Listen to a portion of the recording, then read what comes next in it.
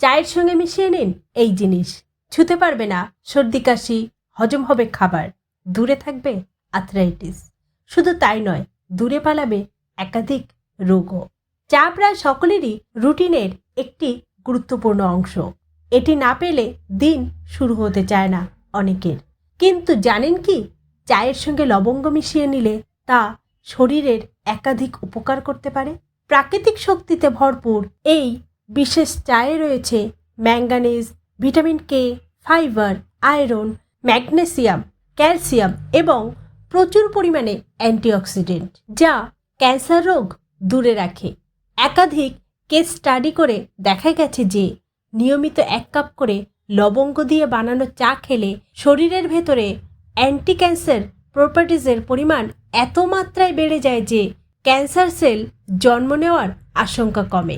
শুধু তাই নয়, শরীরের কোনো জায়গায় টিউমার হওয়ার সম্ভাবনাও কমে যায়।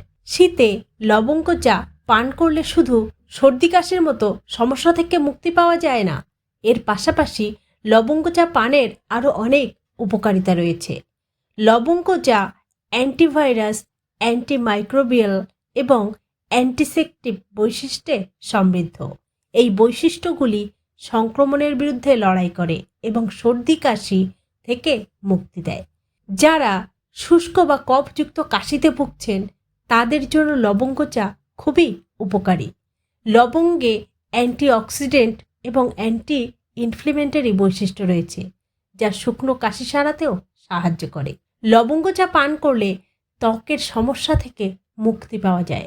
এতে অ্যান্টিসেপটিক বৈশিষ্ট্য রয়েছে, যা শরীর থেকে টক্সিন দূর করতে সাহায্য করে, ফলে দ্রুত ওজন কমানো যায়।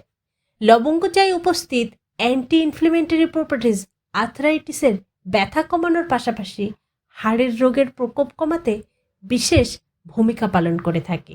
নিয়মিত লবঙ্গ চা খেলে হজম প্রক্রিয়াও ভালো হয়। এটি গ্যাস, কোষ্ঠকাঠিন্য এবং বদহজম থেকে মুক্তি দেয়। শুধু তাই নয়, লবঙ্গ চা ব্যবহার করে দাঁতের ব্যথাও নিরাময় করা যায়।